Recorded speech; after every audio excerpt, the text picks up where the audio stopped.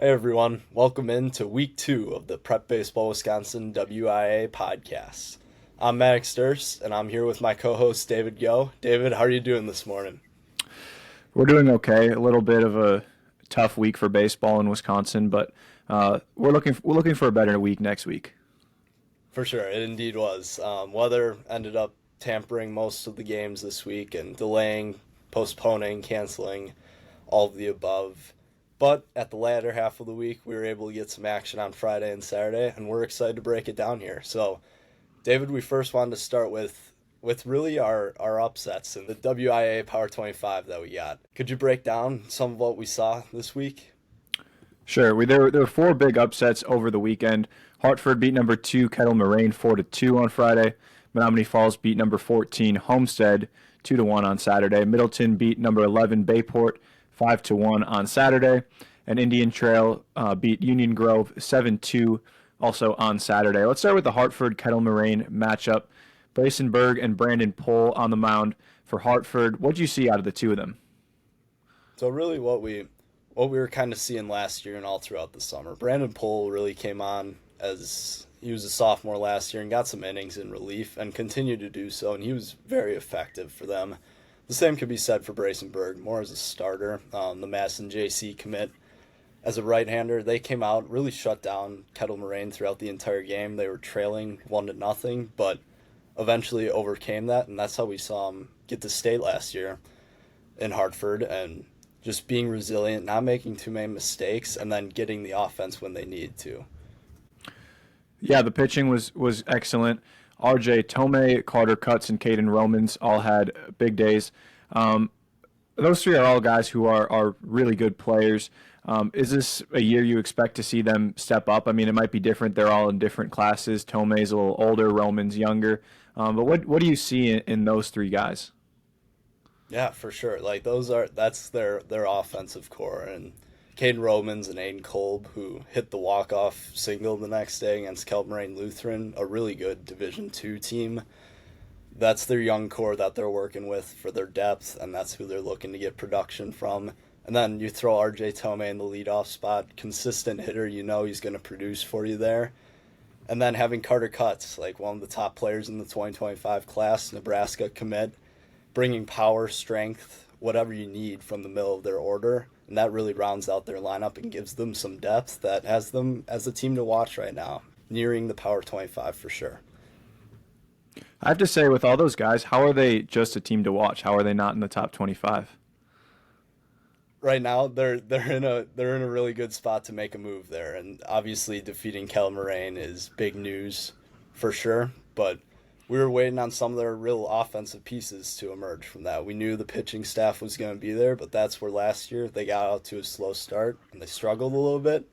This year they're off to a better start and 2-0 against two really good teams that really provide tough challenges for them. And they proved that they could beat them, and we're impressed right now. Hartford's hot. Another team that was impressive last year, and we had their coach on in week one of the podcast, Coach Gotzler from Menominee Falls. They beat Homestead on Saturday 2-1. Homestead ranked number 14 right now.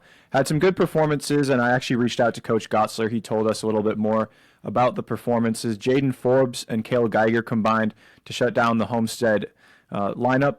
The biggest thing that he highlighted, no walks from either of them. And in high school baseball in Wisconsin, if you limit the walks, you're probably going to have success, especially having the stuff that both Forbes and Geiger have. Forbes scattered 6 hits across 5 innings of work, and Geiger threw 2 innings, didn't allow a base runner, struck out 3 guys, which is really good for someone who's getting his first taste of varsity baseball this year. So both big performances from them, good defense. Their catcher, Wilson Kirshner, was pretty good. Dominic DeTiro was good. So he wanted to highlight some of those guys, a couple RBIs from DeTiro.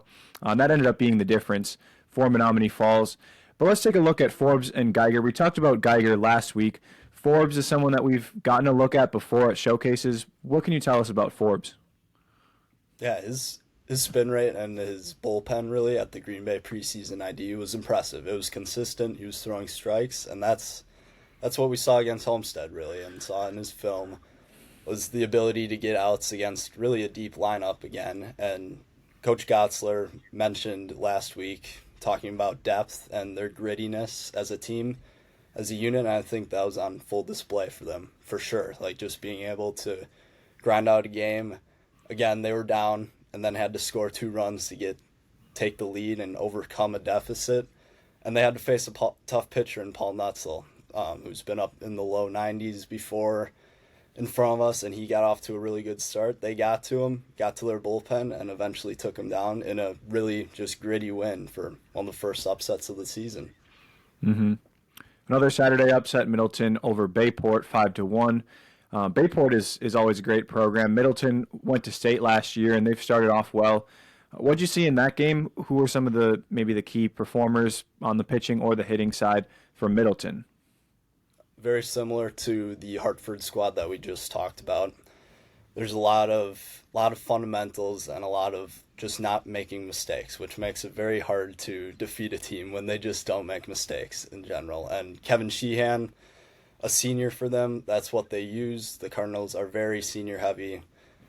A lot of upperclassmen to work with. He was able to shut down Bayport or just keep them controlled. And then their offense putting in work, just small ball and executing their game plan, it proved to be effective for them. And they were able to go into Bayport and get a 5-1 win to start their season.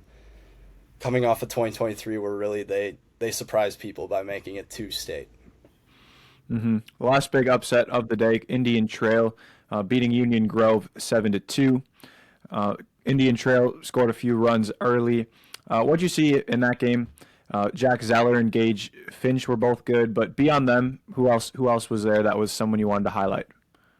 Yeah, Connor Foster got the start, went 4 innings, and was really solid. And the Union Grove offense is super explosive, and they can put up runs in a hurry.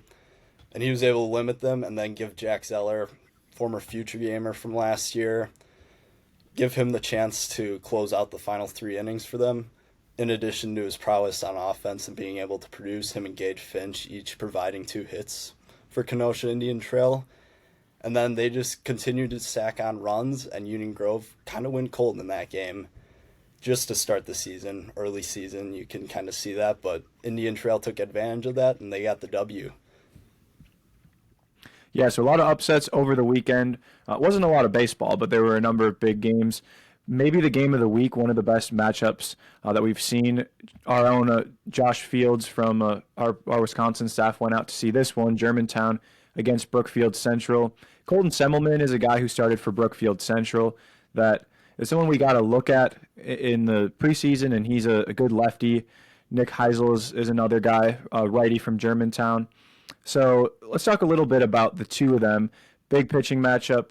Let's start with Semmelman. Who is Semmelman as a pitcher, and did he show that in the matchup against Germantown? Yes, he did. He's an athletic and quality mover on the mound, consistently repeats, and that's what we saw over the winter, really, was his ability to throw strikes and then work in some off-speed pitches in addition to his mid to upper 80s fastball that got up to, I believe, 87 during that game. He had a bunch of confidence going in, really performed well over the winter, was one of our main winners for the most part, and really took advantage of it and maintained his momentum against Germantown. It's a tough way to start the year in the Greer Metro, going 16-18 in our Power 25, and that was a big battle. Yeah, Semmelman is ranked number 39 in our 2026 class, which he has a lot of upside for being someone ranked number 39. He was up to 89, and that's as a sophomore. I was throwing like 75 miles an hour when I was a sophomore. So he's someone that's got a bright future, and especially as he continues to get experience against these big programs, should be able to develop. Ryan Ferguson, Carson Dulac, some big offensive performances there. And I wish we could have had Josh on. Unfortunately, he wasn't able to join us today to tell us more about this matchup.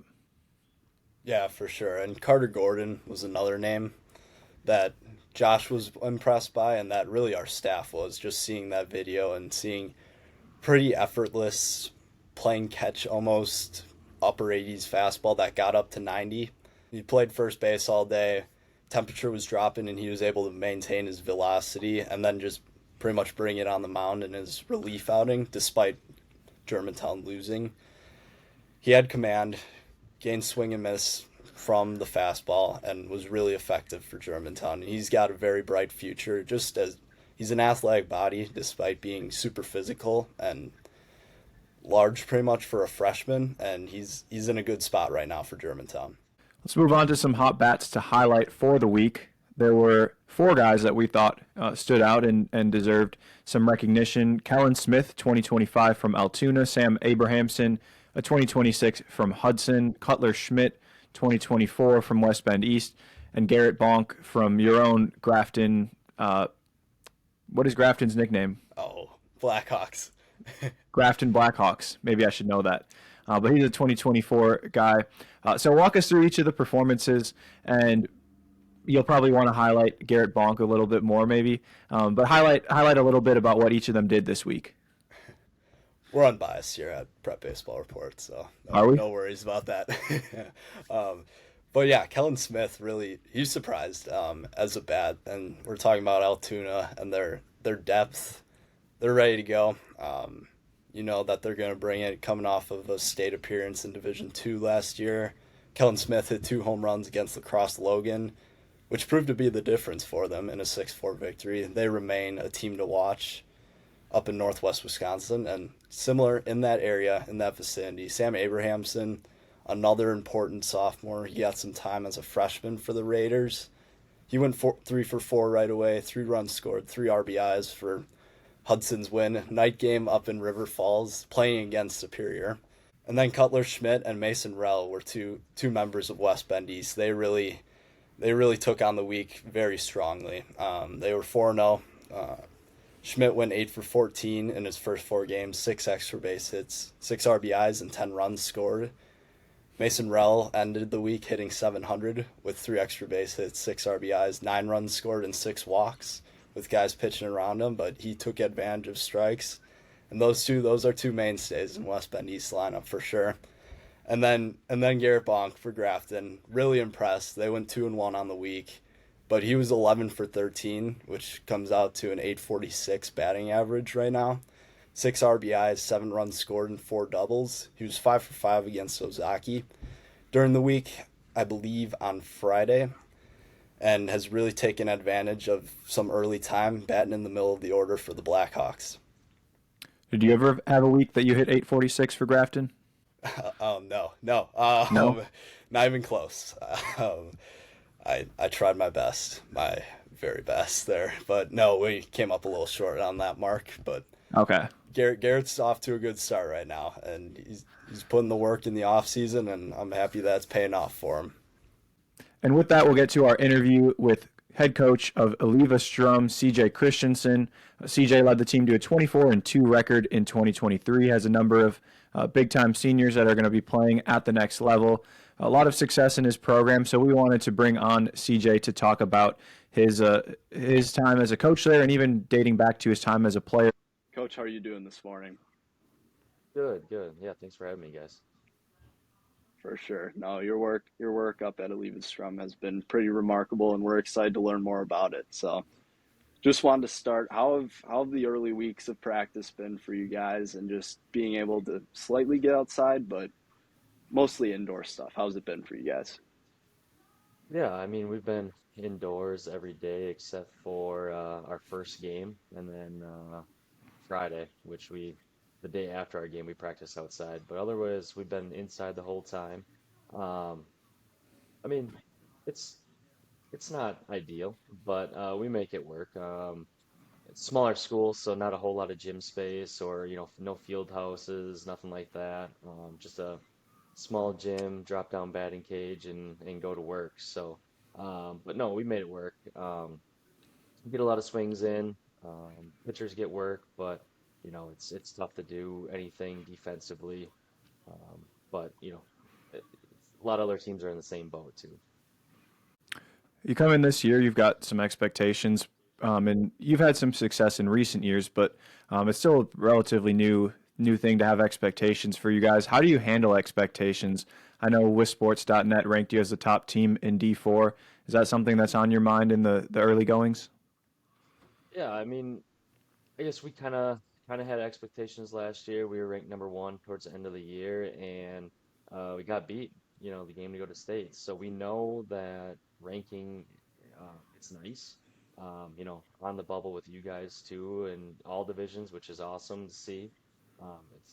It's a great honor, but um, you know, it really doesn't mean anything unless you win it all, right? So it's nice. I don't think there's any pressure because we dealt with it last year.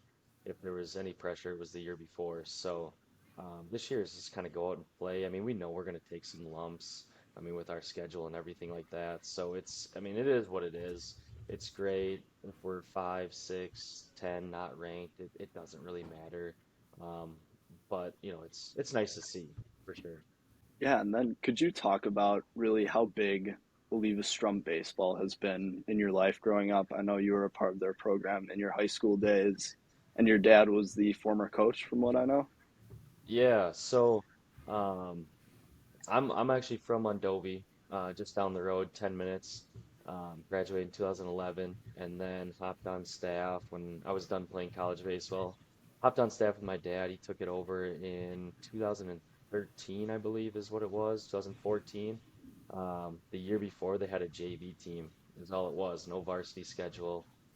He hopped on, no wins the first 2 years, spent a lot of time, summers, everything like that. And pretty soon, a few years down the road, we were in a regional final, which was my brother's senior year. So um, big, big turning point. We always talked about that group could save baseball because we were worried about the school cutting it. So that group could save it. When we talk about the group that we have now, that they can make baseball, and I think they have. It's been a huge turning point with you look at our youth numbers. There's it's a high school of 187 kids. So trickles down, and you have 3 teams per every grade right now at the youth levels, which is awesome to see. So I think our guys have done that job of making baseball in that town. And Friday night I drove out of practice, and there was like 40 kids at a field playing baseball. So that you didn't see that 5, 10 years ago. So it's awesome to see. Do you feel like it makes it a little more meaningful, like seeing maybe even the younger kids enjoy it a little bit more? Yeah, for sure. I mean, even our games, there's tons of kids running around. We do a bunch of youth nights. It's awesome to see. I make my guys go to t-ball practices on Sundays. Very hardly encourage that or show up when my kids play. There's a group of guys, around the dugout talking to the young kids, and it's awesome. If they're in a championship game for their league, my high school guys show up and cheer them on, and it's an awesome partnership. When you take over a program like that, or when your dad takes over and you're kind of building from the ground up, it feels like there's so many things that you can try to improve. And especially in such a limited, like actual regular season in Wisconsin, where do you start with something like that when you've really got almost nothing and you're building from the ground up? Yeah, so I mean, when my dad took it over, it was nothing. I mean, there was no money in the account, there was no equipment. It was ground zero. So, first thing he did too, try to build a staff. I brought good guys on, and one of my assistants now, Grant Nelson, became the AV coach. I think year 3 for him, and then ended up taking the program over for a couple years. So, um, varsity experience for both of those guys. And I think the last year was 2018 um, that Grant Nelson had it. My dad was a couple years prior. So then we were out for a few years. Coming back, it was still instilled in the school and stuff like that. It was just we had to you know, restart the program a little bit, jumpstart it. The nice thing is, like, the group of seniors I have now hung around that team quite a bit. The regional championship team or regional championship qualifier. Um, in 2017, they hung around that team a lot, and so they understood what we were doing, and they were coached phenomenal. So, um, you know, having those guys as sophomores and some talent above, talent below. Uh, actually wasn't as hard as I thought it was going to be. It was more mindset and teaching them how to win again.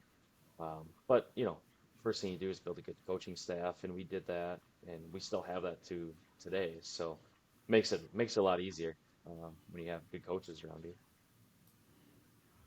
No, that's good to hear. And going off your players now who are seniors, can you talk about really the development? And we've seen it a little bit with our own staff, but the development of really your top players between Carter Gunderson, Jake Bajorki, and Tyler Webb. Can you talk about how those guys have really elevated their level of play as two-way prospects for you guys? Yeah. I mean, where do you start with them? I mean, they're always good players. It was more of just maturing, developing, understanding what you have to do at the college level to play there, and and they've all done it. We've got another guy, Justin Becker, who's a senior, and he's got some colleges looking at him too, and I mean, he's jumped on the train with them, and it's fitting your body right.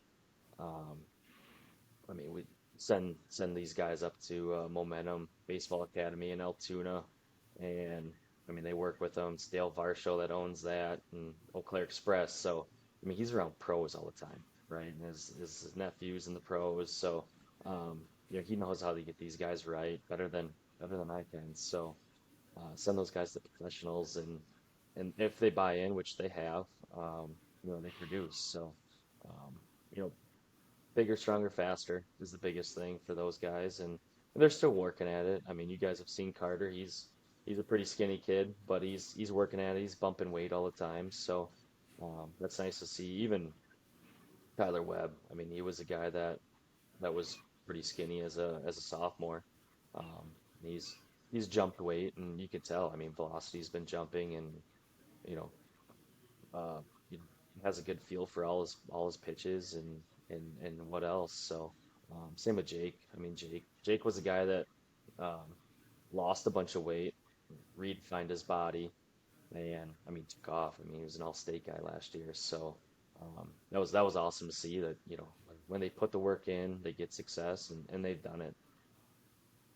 For sure. And could you tell us what's a characteristic really about your team that many other opponents and people like us don't necessarily know about the behind the scenes? Yeah, I mean, for the most part, it's. I mean, they haven't had a whole lot of success in other sports, um, but for some reason, you put them on a baseball field and they're really good. They have a great mix of brains, athletes, you know, some high character. I mean, even our dugout. I mean, we got some guys that have just bought in. I'm gonna control the dugout the whole time, and I mean, it's annoying for us. I mean, as coaches have to step out, but it wins us a lot of games. I mean, they're cheering their guys on, they're loud, and um, just throughout the whole team. I mean, they're good buddies, which is nice to see. When they're buddies, they go hang out after, go grab food and what else, and yeah, it's a close, tight knit, and I think that's a big deal.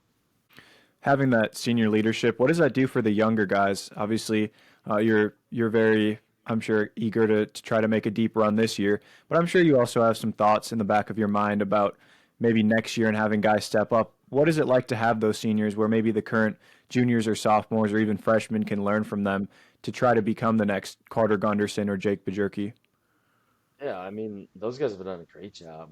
I mean, they push them, they're hard on them, but they also are willing to let them come with them. Um, we got a couple sophomores that were in the starting lineup the other night, and you know, possible college guys again, and they're competing against really good players every day in practice, and so I mean, you're competing against it. You see how they work out, you see what they do, and the off season, such and such. They tag along and they figure it out, and they get pushed. So I mean, we got mm, I don't know. It's a big senior group. I know we're gonna hear it all next year. You lost everything. It's a rebuild. I don't see it that way. There's so much talent coming up, and the eighth grade group is good also. I do. I really think that this isn't gonna go away. I don't think it's a couple year thing and done. I think it's here to stay. I do. I think they can be competitive for a long time, and I think it's a big credit to the senior group. There's so many of them. I think there's 8 right now, so um, big group to push them all the time. They do. They keep going every day. For sure. And with that group now, you're taking on your 2024 schedule. Already had to face a tough D2 team in Baldwin Woodville. Could you talk about really your schedule, even this upcoming week now with at the UW Stevens Point Triangular against Division Two champs in Denmark and Medford, who's always competitive. Could you talk about like what you guys like about challenging yourselves and taking on a tough schedule as a D4 team? Yeah, it's always been something we wanted to do. We weren't good enough our first year as coaches a couple of years ago. We weren't. They were coming off a 5-win season. We really couldn't go get good games. So we knew we had to win. We won enough to get a couple good games last year, but not to get the caliber teams that we are now. And the biggest thing we run into is a lot of Division 1 schools, Division 2 don't want to play us because we are small, and some of them look at it as a lose-lose situation. Um, but uh, honestly, I don't know how I got some of these schools to agree. I'm happy they did. I think they see some of the pitching that we have and know it can help their guys too. Um, but yeah, I mean, we're gonna play Denmark here this week, and just even saying that out loud sounds crazy. Um, but yeah, I mean, Medford again, great school. Baldwin Woodville, I mean, they're going to make a deep run again this year. Um, and we kind of had some unfinished business with them last year. We had a game rain out. We were up 2-1. So having them again was awesome, even though we took the loss, but I think it was a good one. It helped us late in the season. And I mean, down the line, right? Altoona state qualifier last year, Wisconsin Lutheran, Pewaukee. I mean, it doesn't end. I mean, Rice Lake's a big school. Baroque was good all the time. So, um, yeah, I mean, we don't have our non-conference. You look at it, and it's every week. I mean, it's just going to be a battle, which is what we want. I mean, it's only going to make us better than the end of the year. I'm okay if we take some lumps right now. As long as you win the last one of the season, that's all that matters. And you guys get to play at American Family Field against Pewaukee on that weekend. You take on Wisconsin Lutheran. Could you talk about what details kind of went into that and being able to play where the Milwaukee Brewers are at? Yeah, again, a lot of luck. We actually had um, Milwaukee scheduled for Friday, and then that Saturday we were going to play Wisconsin Lutheran. That was the plan. I reached out to the Brewers in probably October.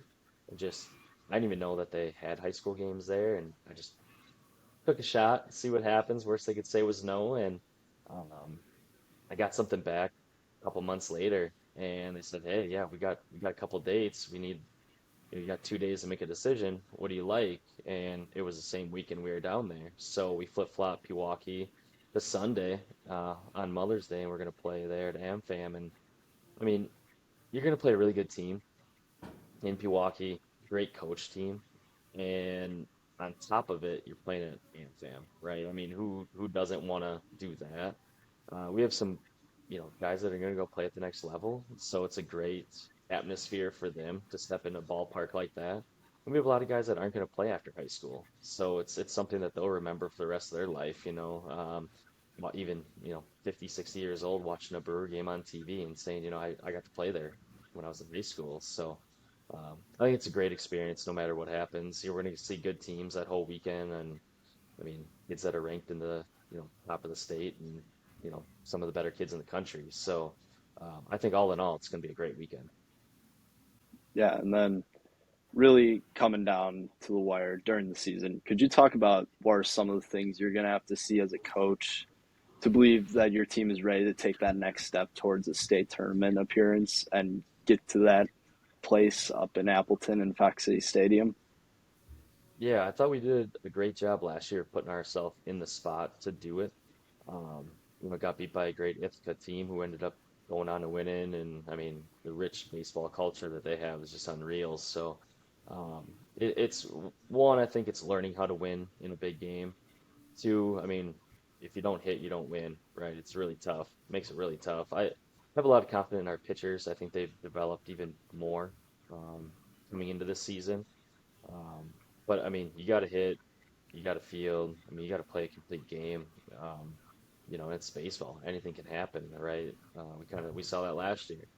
So it's one of those where we have to make sure there's no doubt, and we have to come in and play well, and hopefully can make that trip to Appleton. For sure. And then just one final question here. For some of us in southeast Wisconsin, there's always the debate about what is technically northern Wisconsin. So do you believe that Eleva-Strum, your high school, is it located in northern Wisconsin for some of us on the south side here? So that's a great question.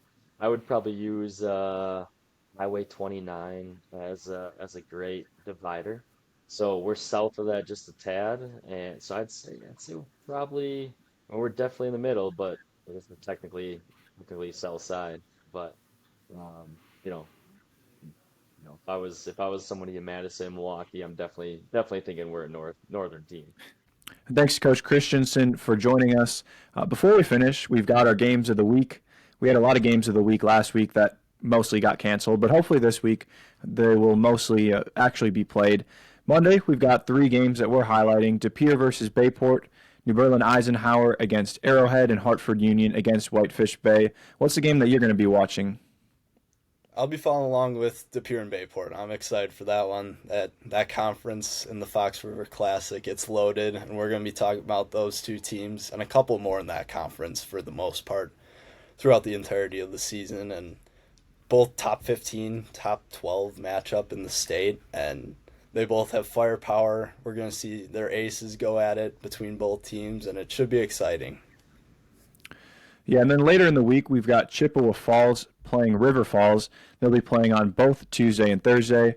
Manitowoc Lincoln against Ashwaubenon on Thursday. Kimberly against Appleton North also on Thursday. And then Medford area and Mosinee. And they'll be playing both Monday and Thursday. Which of those games is one that you're particularly interested in?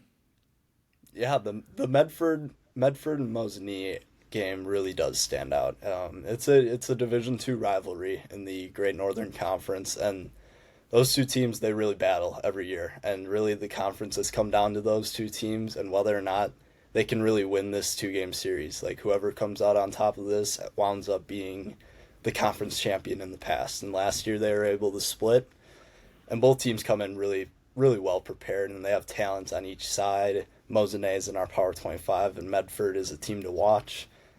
So it should be really interesting, Northern Wisconsin. Excited to see who comes out of that on top on Monday and Thursday. And then to round out the week, Friday and Saturday, we've got Eau Claire North and DC Everest, Mukwonago against Elkhorn Area High School, St. Thomas More and Oconomowoc battle it out, Altoona and Pewaukee on Friday, and they'll be playing in Iowa. Marquette takes on Union Grove also on Saturday.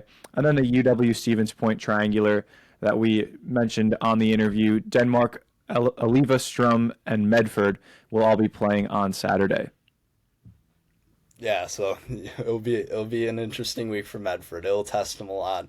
But the game I'm locked in on is St. Thomas More and Oconomowoc. Those are two teams, really high level pitching, some offensive question marks really that we're waiting to see and how they develop. It's early in the year, but we already saw St. Thomas More take down Catholic Memorial in dominant fashion.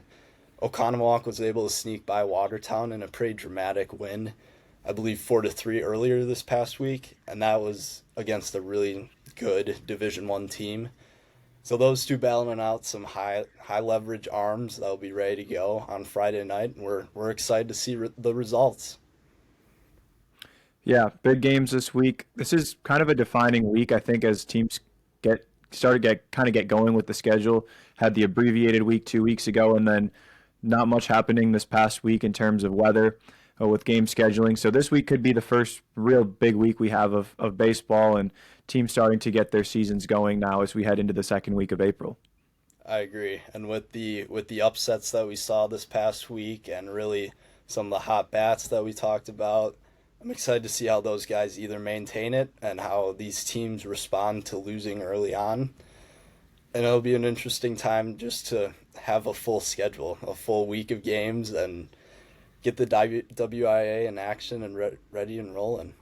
So with that, we are proud to finish up our second week here of the WIAA podcast from the Prep Baseball Wisconsin staff. Tune in next week for another round of guests, insight, and knowledge into the past week of action. And good luck to all teams this week.